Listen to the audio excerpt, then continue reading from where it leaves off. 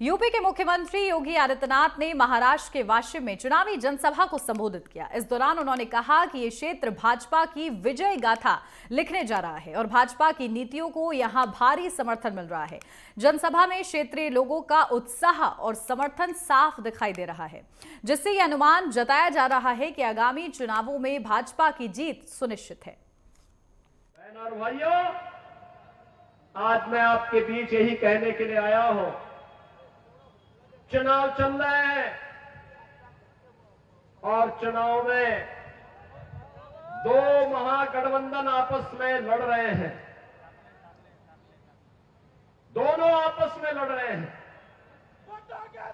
एक तरफ महायुति गठबंधन है, प्रधानमंत्री मोदी जी के नेतृत्व में भारतीय जनता पार्टी, शिवसेना और एनसीपी, एक तरफ यह गठबंधन है और दूसरी ओर महाअघाड़ी के रूप में महाअनाड़ी गठबंधन है।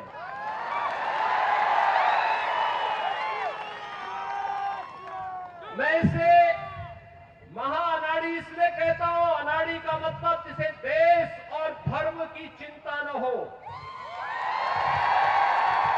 जैसे राष्ट्रीयता की चिंता न हो, जिसको समाज में और राष्ट्र में मूल्यों और आदर्शों की मर्यादाओं की चिंता न हो। और यह कार्य यह महाअनाड़ी गठबंधन कर रहा है।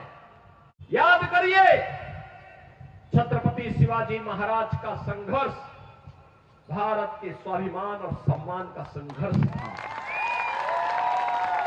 याद करिए, औरंगजेब की सत्ता को चुनौती देने के लिए छत्रपति शिवाजी महाराज आगरा गए थे। आगरा में हमारी सरकार ने वहां एक मुगल म्यूजियम बन रहा था। जब मैं मुख्यमंत्री बना, लोगों ने कहा इस म्यूजियम का नाम मुगल म्यूजियम है। मैंने कहा क्या इसमें होगा? कहा औरंगजेब से जुड़ी हुई स्मृतियां रहेंगी। मैंने कहा औरंगजेब से क्या संबंध है तुम लोगों का? क्या संबंध है? यह एक विदेशी आक्रांता था। हमारा संबंध छत्रपति शिवाजी महाराज से है। इस म्यूजियम का नामकरण छत्रपति शिवाजी महाराज की स्मृति में होना चाहिए। छत्रपति शिवाजी म्यूजियम होगा। बहनों और भाइयों, छत्रपति शिवाजी महाराज ने जिन मूल्यों और मर्यादाओं की रक्षा के लिए संघर्ष किया था, विपरीत परिस्थितियों में संघर्ष किया था, संभाजी महाराज ने जिन मूल्यों के लिए संघर्ष किया था, जिन अभियानों को लेकर के कभी त्याता टोपे ने देश की स्वाधीनता के संघर्ष को आगे बढ़ाया था, आज उसी संघर्ष में हम भी उससे प्रेरणा प्राप्त करके अपने देश और अपने समाज के लिए कुछ कर सके, यही कहने के लिए आज मैं आपके पास आया हूं। आपसे कहने के लिए मैं आया हूं कि सत्ताएं तो आएंगी जाएंगी, 1947 से ही होता रहा है, लेकिन हमारा भारत रहना चाहिए और भारत दुनिया की सबसे बड़ी ताकत बनना चाहिए, मोदी जी के नेतृत्व में बनना चाहिए। यह कहने के लिए मैं आपके पास आया हूं। तभी चेहरे पर खुशहाली आएगी। हर नौजवान के हाथ को कार्य मिलेगा, हर बहन और बेटी सुरक्षित होगी, स्वावलंबन के साथ आगे बढ़ेगी। अन्यथा ये लोग तो भारत और भारतीयता को, ये जो महाअनाड़ी गठबंधन है, यह तो भारत और भारतीयता के स्वाभिमान और सम्मान के साथ खेलने वाला है। याद करिए, यही कांग्रेस, यही एनसीपी, यही लोग थे जो कहते थे राम हुए ही नहीं, कृष्ण हुए ही नहीं। ये वही तो लोग हैं। आज चुनाव के समय भले ही आपके सामने कुछ भी कह रहे हो, लेकिन इन पे विश्वास करने की आवश्यकता नहीं। याद करिए, अयोध्या में भगवान रामलला का भव्य मंदिर 500 वर्षों के बाद इस बार पहली बार रामलला ने अपनी जन्मभूमि पर भव्य दीपोत्सव और दीपावली का आयोजन के साथ इसका आनंद लिया है। पूरी अयोध्या ही नहीं, पूरा भारतवर्ष दीपावली के रंग में एक एक दीप से जगमगाता हुआ दिखाई दे रहा था। अयोध्या में जब प्रोग्राम किए, भव्य मंदिर में रामलला विराजमान हो रहे थे, तब प्रधानमंत्री मोदी जी ने एक बात कही थी। तब उन्होंने कहा था, तब उन्होंने एक ही बात कही थी, ये तो शुरुआत है, शुरुआत। केवल अयोध्या ही नहीं, अब तो हम काशी और मथुरा की तरफ भी बढ़ चुके हैं। और मैं आपसे कहने के लिए आया हूं, यही कहने के लिए आया हूं कि बहनों और भाइयों, छत्रपति शिवाजी महाराज ने जिस दुष्ट अफजल को मार गिराया था, उसके नाम पर औरंगाबाद का नाम होना, याद करना, इसको हटना ही चाहिए। संभाजी नगर के रूप में उसको पहचान मिलनी ही चाहिए। छत्रपति शिवाजी महाराज का संघर्ष हो या संभाजी महाराज का, हमें नई प्रेरणा देता है। और छत्रपति शिवाजी महाराज हम सबको एकजुट करके लेके गए थे, हर भारतवासी को अपने साथ जोड़े थे, अपने सेना का हिस्सा बनाए थे। छत्रपति शिवाजी महाराज जिस एकजुटता का प्रदर्शन करके हिंदवी साम्राज्य की स्थापना किए थे, आज उसी का आह्वान करने के लिए, उन्हीं से प्रेरणा लेकर के मैं बार बार आपसे कहता हूं कि बंटिए मत। उन्हीं से प्रेरणा ग्रहण करके मैं आपसे कहता हूं, बंटिए मत। क्योंकि जब भी बंटे थे तो कटे थे।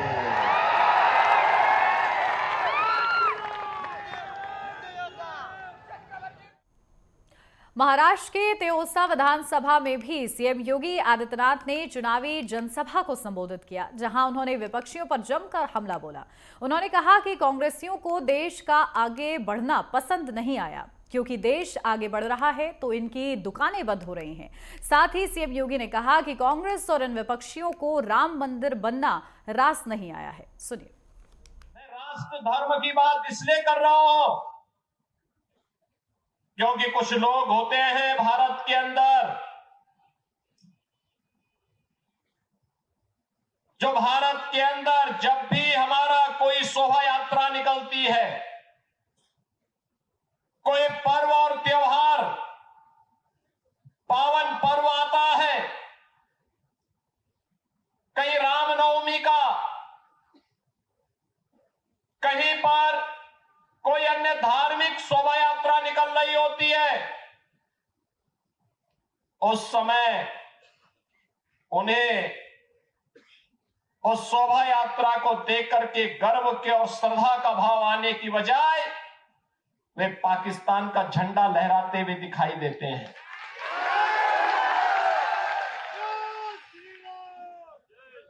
भारत आज दुनिया के अंदर एक महाशक्ति बनकर के आगे बढ़ रहा है। हम एक भारत श्रेष्ठ भारत की बात प्रधानमंत्री मोदी जी कहते हैं, लेकिन कुछ लोग हैं भारत की चिंता करने की बजाय वे पाकिस्तान और फिलिस्तीन के लिए घड़ियाली आंसू बहाते हैं। और इसलिए उनको कहने के लिए मैं आज आया हूं, उन्हीं को बताने के लिए आया हूं कि अगर हम भारत के अंदर हैं तो हमारा एक धर्म होना चाहिए और राष्ट्र धर्म होना चाहिए, और राष्ट्र धर्म के अलावा कोई धर्म नहीं होना चाहिए। इसी राष्ट्र धर्म की स्थापना के लिए छत्रपति शिवाजी महाराज ने हिंदवी स्वराज की स्थापना की थी। इसी राष्ट्र धर्म के लिए तानाजी महाराज ने और संभाजी महाराज ने अपना संघर्ष किया था। और इसी राष्ट्र धर्म की स्थापना के लिए माता जीजाबाई ने एक नई प्रेरणा दी थी। यही राष्ट्र धर्म है जो छत्रपति शिवाजी महाराज को समर्थ गुरु रामदास ने प्रेरणा प्रदान करके आगे बढ़ाया था। और यही राष्ट्र धर्म है जो राष्ट्र धर्म जिसको राष्ट्र संत तुकडोजी महाराज ने इस क्षेत्र से पूरे देश के अंदर फैलाने का कार्य किया था। आपने कांग्रेस के नेताओं के चरित्र को देखा है, कैसे आजादी के बाद से लेकर के आज तक लगातार राष्ट्रीय मूल्यों के साथ खिलवाड़ करना इसकी प्रवृत्ति बन चुकी है।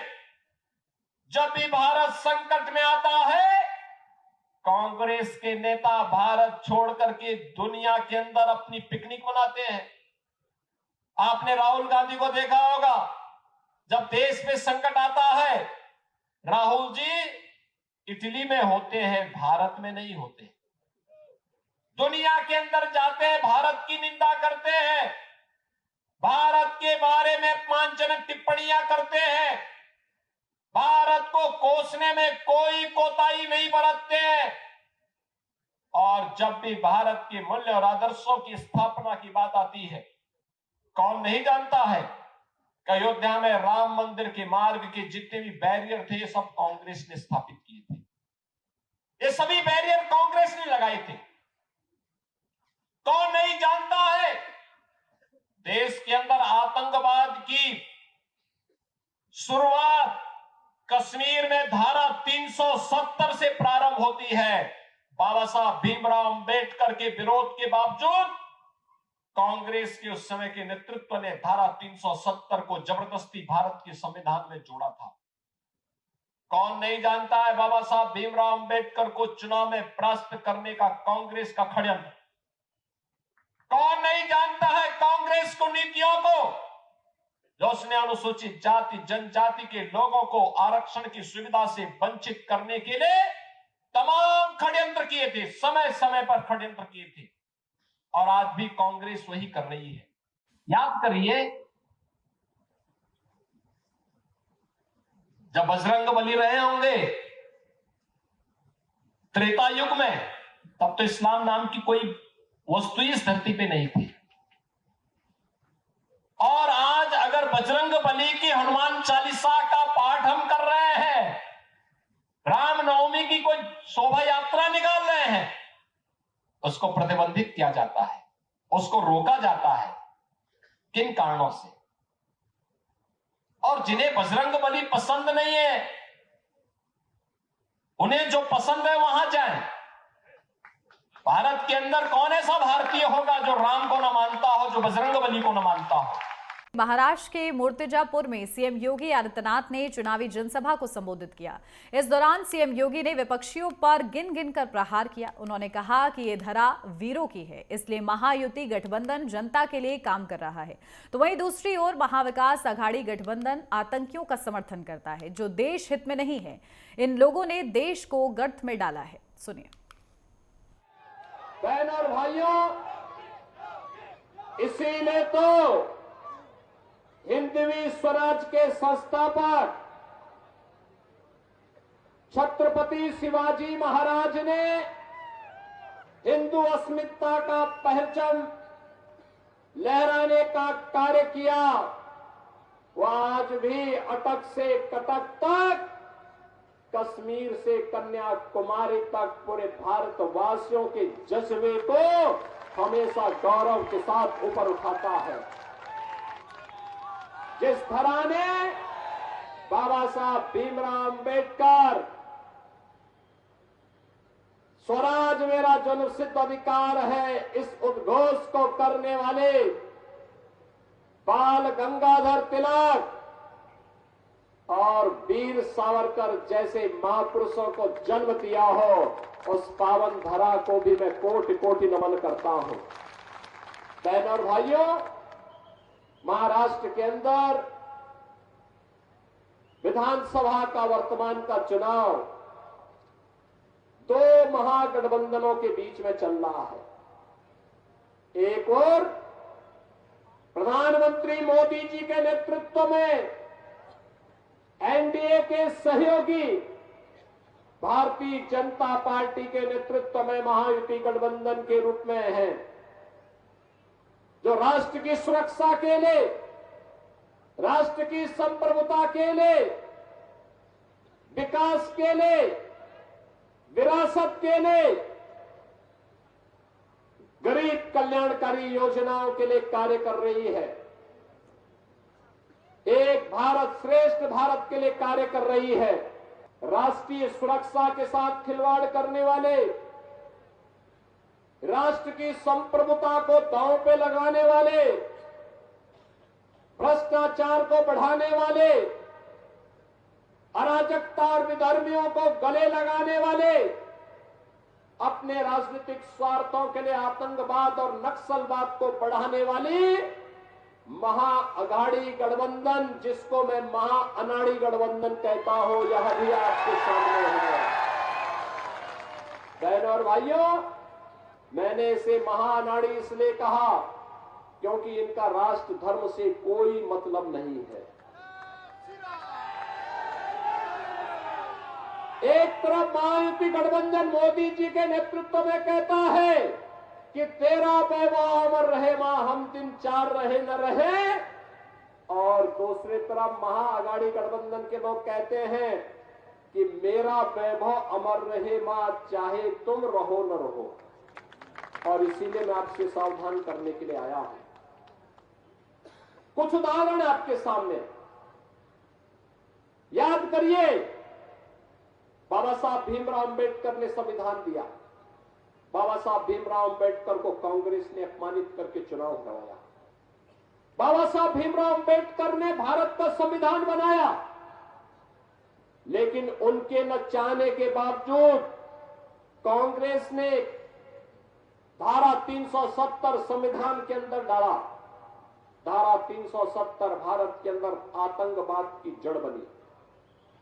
मोदी जी आए, उन्होंने आतंकवाद की जड़ धारा 370 को सदैव के लिए समाप्त कर दिया। धारा 370 समाप्त। कांग्रेस सत्ता में थी। 1947 से देश के अंदर सबसे अधिक समय तक कांग्रेस ने शासन किया। लेकिन बहनों और भाइयों, अयोध्या में राम मंदिर का निर्माण हो, आतंकवाद का खात्मा हो, गौ हत्या बंद हो, हिंदू मानविंदुओं की पुनर्स्थापना हो, बाबा साहब भीमराव अंबेडकर को सम्मान प्राप्त हो, बिरसा मुंडा को सम्मान प्राप्त हो, यह कार्य कांग्रेस ने कभी नहीं किया।